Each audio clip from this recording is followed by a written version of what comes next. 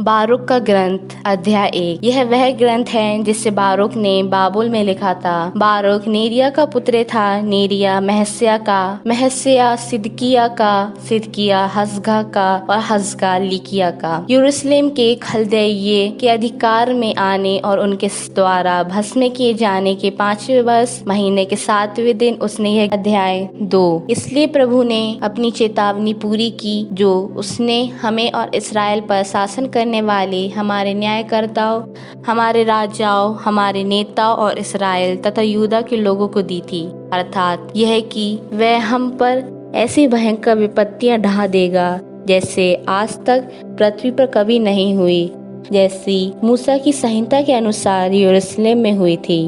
हम में कोई अपने पुत्र का मांस खाएगा और अपनी पुत्री का। उसने उन्हें हमारे आसपास के सब राष्ट्रों के अधिकार में दे दिया और उन्हें आसपास के सब राष्ट्रों के बीच बिखेर कर अपमान और आतंक का पात्र बनाया।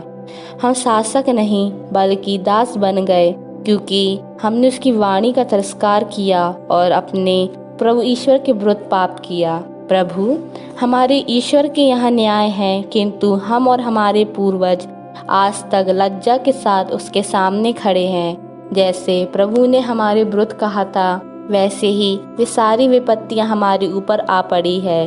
हमने अपना कुमार्ग त्याग कर उससे प्रार्थना नहीं की, इसलिए प्रभु ने उन विपत्तियों के ऊपर दृष्टि दौड़ाई और उसने उन्हें हम पर आने दिया।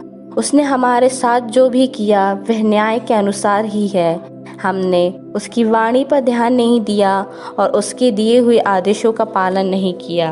प्रभु इस्राएल के ईश्वर, तू चिन्ह एवं चमत्कार दिखाकर और हाथ उठाकर अपने महान सामर्थ्य से अपनी प्रजा को मिस्र देश से निकाल लाया था।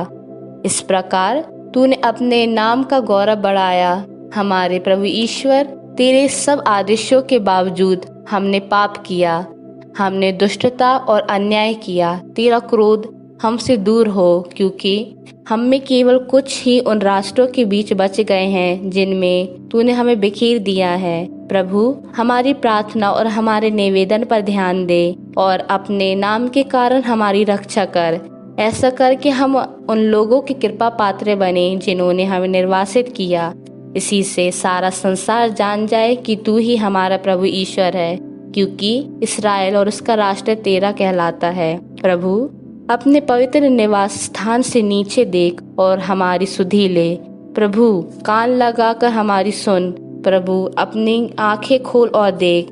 अधोलोक के मृतक जिनके प्राण छीन लिए गए हैं प्रभु की महिमा और न्याय का गुणगान नहीं करते, बल्कि वही तेरी महिमा और न्याय का गुणगान करता है, जिसकी आत्मा अत्यंत दुखी है, जो दीनहीन और दुर्बल है, जिसकी आंखें छीन हो गई हैं, जिसका हृदय भूखा है। हमारे प्रभु ईश्वर, हम अपने पूर्वजों और राजाओं की धार्मिकता के भरोसे तेरे सामने प्रार्थना नहीं करते, जैसा तूने अपने सेवक नबियों द्वारा घोषित किया था। तूने हमारे विरुद्ध अपना क्रोध और प्रकोप ये कहते हुए भेजा।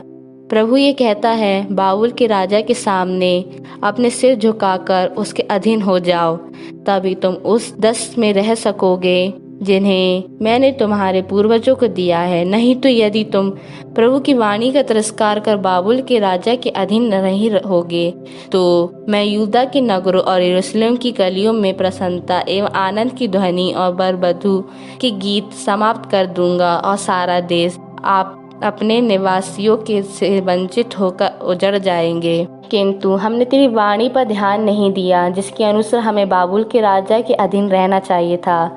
इसलिए तूने अपने सेवक नबियों द्वारा घोषित अपने इन शब्दों को चरितार्थ किया कि हमारे राजाओं और हमारे पूर्वजों की हड्डियां उनकी कब्रों से निकाल दी जाएगी। अब वे दिन में ताप और रात में शीत में बिखरी पड़ी हैं। वे अकाल, तलवार और महामारी के कारण घोर कष्ट सहकर मर गए। इस्राएल के घराने और यूदा के घराने की दुष्टता के कारण तूने उस मंदिर की वर्तमान दशा कर दी जो तेरे नाम से प्रसिद्ध है। प्रभु तूने हमें धैर्य और अपनी दया के अनुरूप हमारे साथ व्यवहार किया, जिस तरह तूने उस दिन अपने सेवक मूसा के माध्यम से घोषित किया था, जब तूने यह कहते हुए उन इस्राएलियों के सामने संहिता को लिपिबद्ध करने का आदेश दिया था। यदि तुम मेरी बात पर ध्यान नहीं दोगे तो मैं तुम्हें तितर बितर कर दूंगा और तुम्हारी ये बड़ी और विशाल जनसंख्या छोटे छोटे दलों में बढ़ जाएगी। मैं जानता हूँ कि वे मेरी बात नहीं मानेंगे क्योंकि वो लोग हठीले हैं, किंतु वे उस देश में जहाँ निर्वासित होकर जाएंगे पश्चाताप करेंगे।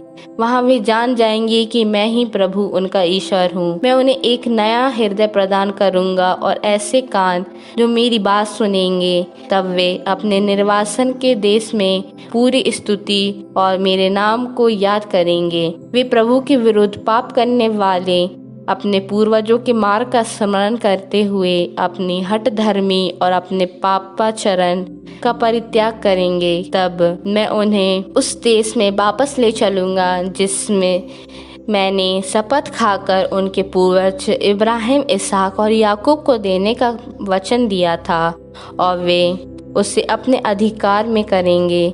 मैं उनकी संख्या बढ़ाऊंगा, उन्हें घटने नहीं दूंगा। मैं उनके लिए एक चिरस्थायी विधान निर्धारित करूंगा। मैं उनका ईश्वर होऊंगा और वो मेरी प्रजा होंगे। तब मैं कभी भी अपनी प्रजा इस्राएल को उस देश से नहीं निकालूंगा जिसे मैंने उसे दिया था। अध्याय 3। सर्वशक्तिमान प्रभु इस्राएल के ईश्वर, हम अत्यंत दुखी और संत्रस्त हैं। प्रभु ध्यान दे और दया कर, क्योंकि हमने तेरे विरुद्ध पाप किया है। तू तो सदा बना रहता है और हम सदा के लिए नष्ट होते जा रहे हैं। सर्वशक्तिमान प्रभु इस्राएल के ईश्वर, मृत्यु के पंजे में पड़े इस्राएलियों की प्रार्थना सुन। उन लोगों के पुत्रों की जिन्होंने तेरे विरुद्ध पाप किया, उन्होंने अपने प्रभु ईश्वर की वाणी का तिरस्कार किया और इसलिए हम विपत्तियों के शिकार बने। हमारे पूर्वज के कुकर्म भुला दे, किंतु अब अपना सामर्थ्य और अपना नाम याद कर। तू ही हमारा प्रभु ईश्वर है। प्रभु, हम तेरा स्तुतिगान करेंगे। तूने हमारे मन में अपने प्रति श्रद्धा उत्पन्न की, जिससे हम तेरे नाम की दुहाई दे। हम अपने निर्वासन के देश में तेरा स्तुतिगान करेंगे, क्योंकि हमने तेरे विरुद्ध पाप करने वाले अपने पूर्वजों के सब कुकर्म अपने हृदय से निकाल दिए। यदि हम आज निर्वासन के देश में, जहाँ तूने हमें बिखेरा है, अपमान, अभिशाप और दंडाज्ञा के पात्र हैं, तो इसका कारण ये है कि हमारे पूर्वजों ने अपने प्रभु ईश्वर का परित्याग कर दिया था। इस्राएल, जीवन देने वाली आज्ञाएं सुनो, कान लगाकर सच्चा ज्ञान प्राप्त करो। इस्राएल, तुम क्यों अपने शत्रुओं के देश में हो? तुम क्यों विदेश में बूढ़े हो गए हो? तुम विदेश में दुख के दिन काटते हो। तुम मृतकों द्वारा अशुद्ध बन गए हो। अधोलोक जाने वालों में तुम्हारी गिनती हो गई है। यह इसलिए हो रहा है कि तुमने प्रज्ञा का स्रोत त्याग दिया है।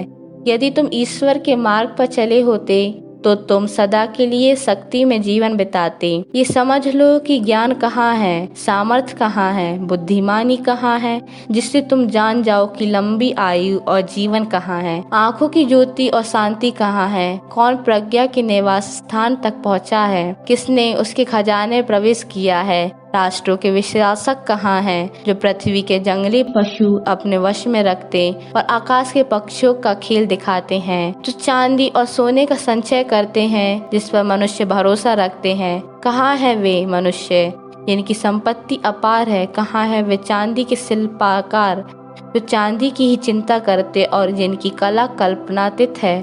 वे सब के सब नष्ट होकर अधोलोक में उतर चुके हैं और दूसरे लोगों ने उसका स्थान ले लिया है। एक नई पीढ़ी का उदय हुआ और वह पृथ्वी पर बस गई, किंतु उसने ज्ञान का मार्ग नहीं पहचाना। उसने उसके मार्गों का अध्ययन नहीं किया और उस पर एकदम ध्यान नहीं दिया। उसके पुत्र और भी दूर भटक गए। कनान देश में प्रज्ञा की चर्चा नहीं सुनाई पड़ी और वह तेमान में भी नहीं देखी गई। हागार के पुत्र जो पृथ्वी पर ज्ञान की खोज करते थे और तेमान के व्यापारी, कथावाचक और ज्ञान के पिपासु, उनमें कोई प्रज्ञा का मार्ग नहीं जान सका, उनमें कोई प्रज्ञा के पथ याद नहीं रख सका। इस्राएल, तेरे ईश्वर का निवास कितना महान है, कितना विस्तृत है उसके सामर्थ्य का क्षेत्र है। वे महान है और ससीम, वह ऊंचा है और अपरिमेय। वह प्राचीन काल में एक ऐसी जाति उत्पन्न हुई जो भीमकाय और युद्ध कुशल थी, किंतु ईश्वर ने उसे नहीं अपनाया और उसे ज्ञान का मार्ग नहीं बताया। उसका विनाश हुआ क्योंकि वह स्वयं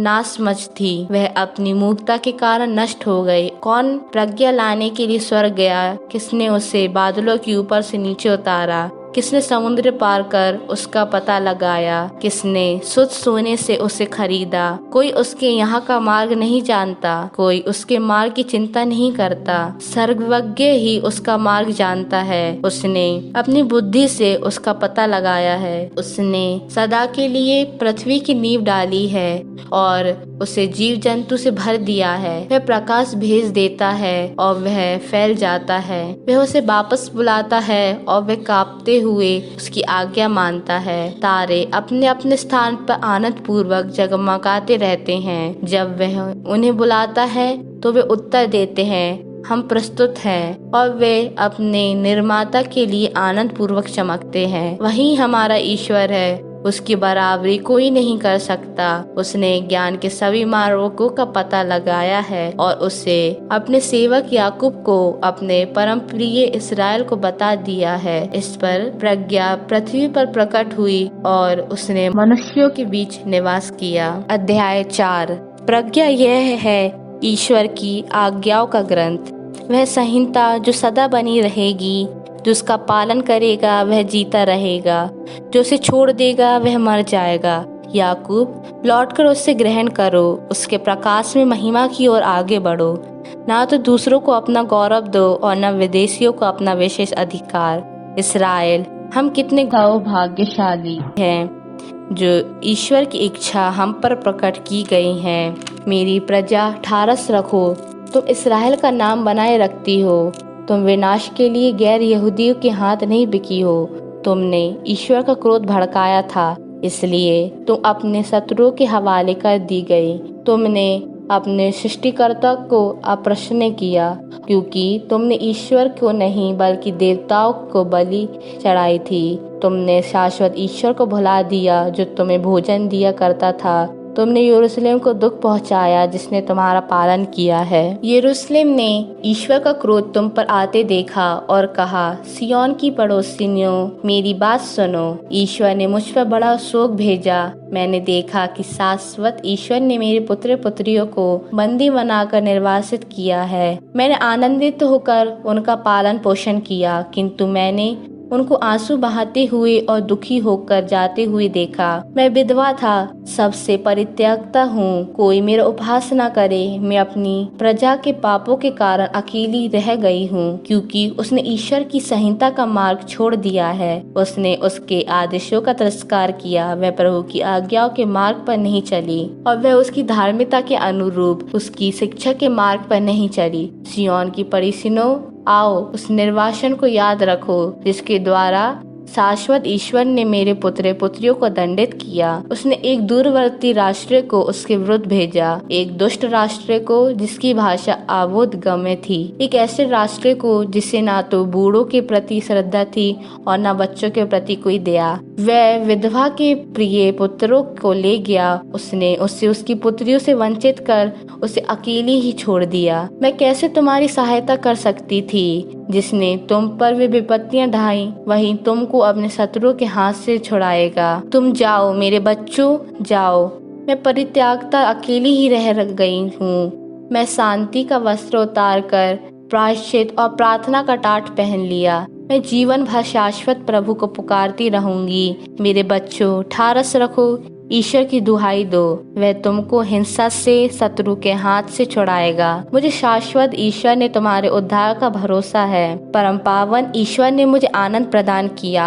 तुम्हारा उद्धारक शाश्वत ईश्वर शीघ्र ही तुम पर दया करेगा। जब मैंने तुमको जाते हुए देखा तो मैं दुखी होकर रोती थी, किंतु ईश्वर तुमको मेरे पास लौटाएगा और मैं सदा के लिए आनंदित हूँ और उल्लसित होंगी। सिय्योन की पड़ोसिनी अब तुम्हारा निर्वासन देखती हैं, किंतु वे शीघ्र ही तुम्हारे ईश्वर का भेजा हुआ उद्धार देखेंगी। वह उद्धार तुमको शाश्वत ईश्वर की महिमा और गौरव के साथ प्राप्त होगा। मेरे बच्चों, ईश्वर का भेजा हुआ प्रकोप धैर्य के साथ सहन करो। जिन्होंने तुम पर अत्याचार किया, तुम शीघ्र उनका विनाश देखोगे और तुम उनकी गर्दन पर पैर रखोगे। मेरे बिगड़े हुए बच्चों को उबड़ खाबड़ मार्गों पर भटकाना पड़ा। वे शत्रुओं द्वारा लूटे रेवड़ की तरह ले जाए गए। मेरे बच्चों, ठारस रखो, ईश्वर की दुहाई दो, क्योंकि जिसने यह सब तुम पर आने दिया वही तुम्हारी सुध लेगा। तुमने पहले ईश्वर से दूर हो जाने की बात सोची थी,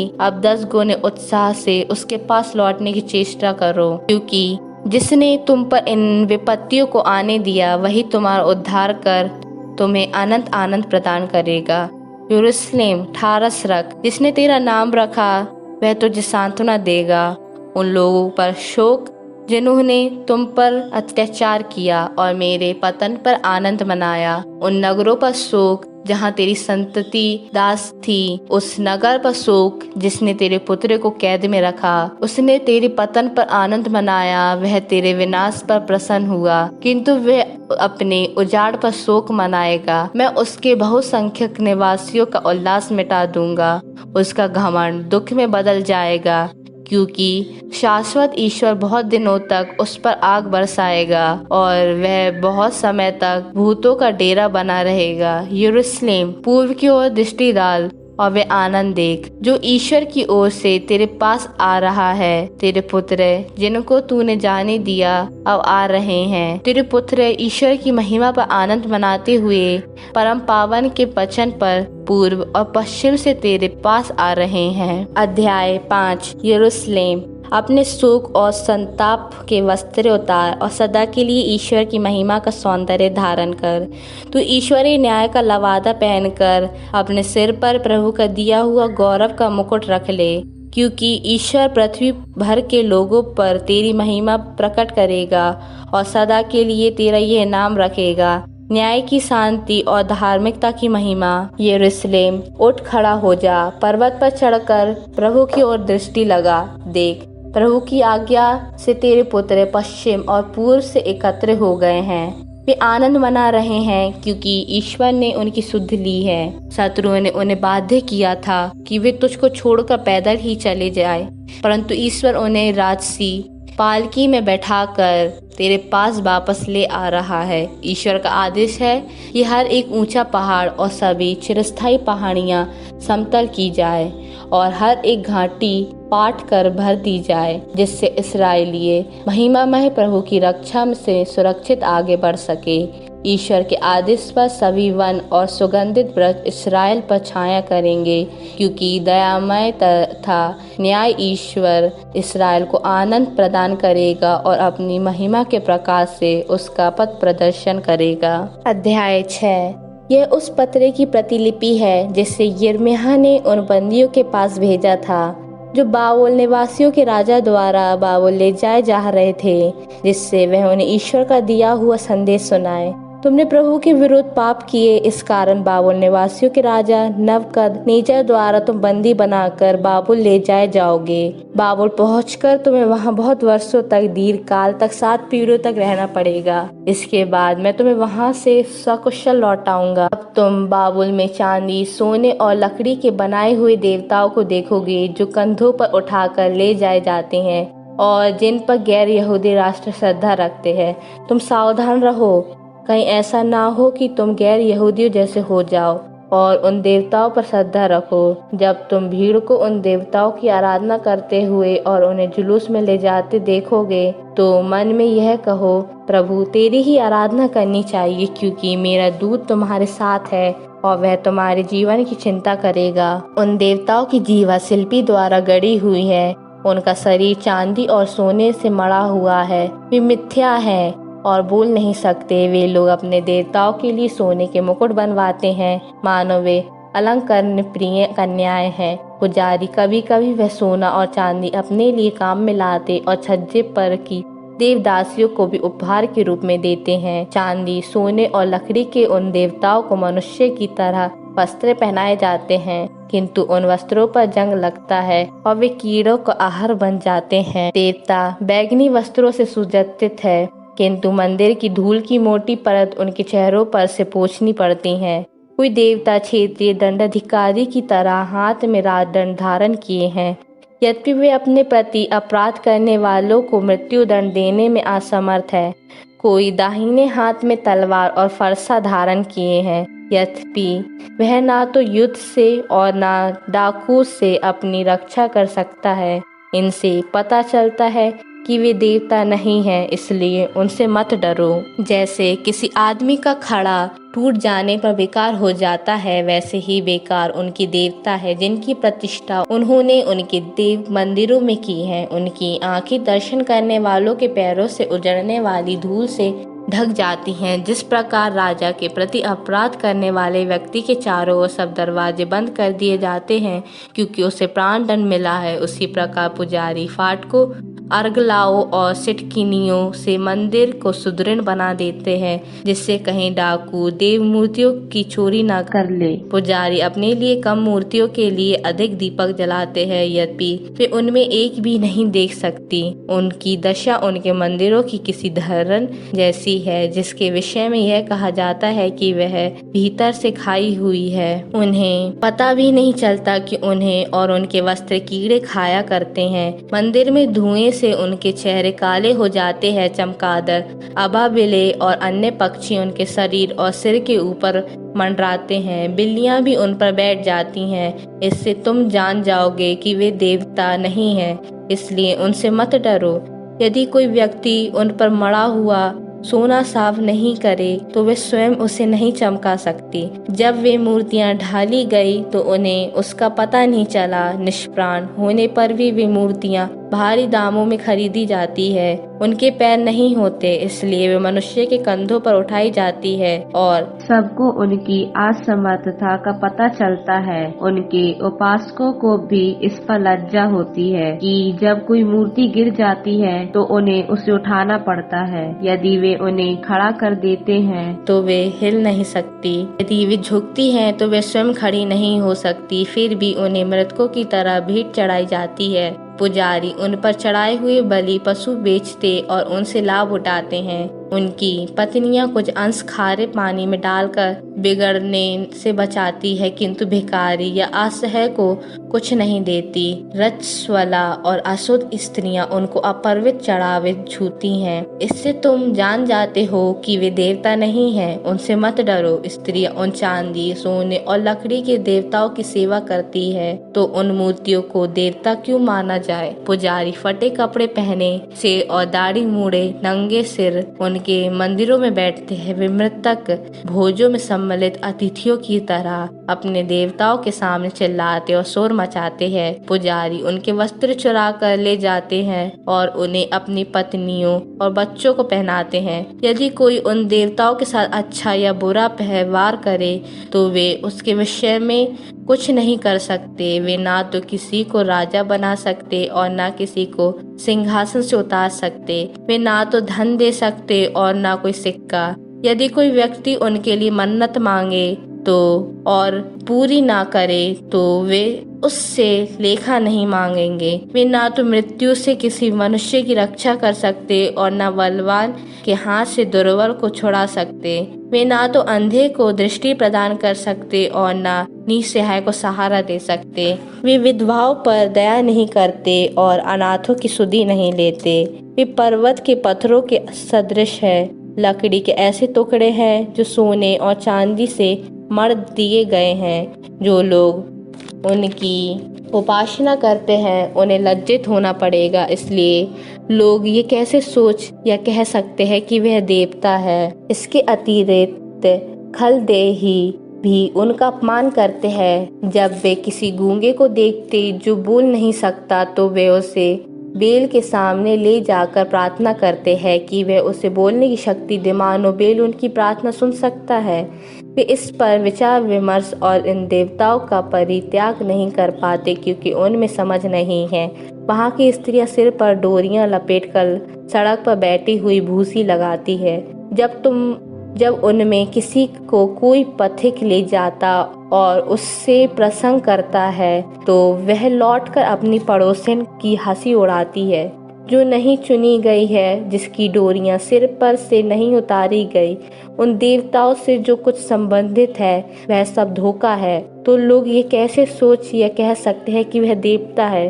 बड़ाइयों और सुनारों उन्हें जैसा बनाना चाहा उनसे भिन्न वे और कुछ नहीं हो सकती। उन मूर्तियों के रचयिता बहुत समय तक जीवित नहीं रहते, इसलिए उनके द्वारा बनाई वस्तुएं देवता कैसे हो सकती है। इस प्रकार वे लोग अपने बाद की पीढ़ियों के लिए धोखा और कलंक छोड़ जाते हैं। जब उन देवताओं को युद्ध या विपत्तियों का सम्मान करना पड़ता है तो पुजारी आपस में यह परामर्श करते हैं कि हम उन्हें ले जाकर कहाँ छिपाएं। वे क्यों नहीं समझते कि जो मूर्तियां युद्ध या विपत्तियों से अपनी रक्षा करने में असमर्थ है वह देवता नहीं हो सकती।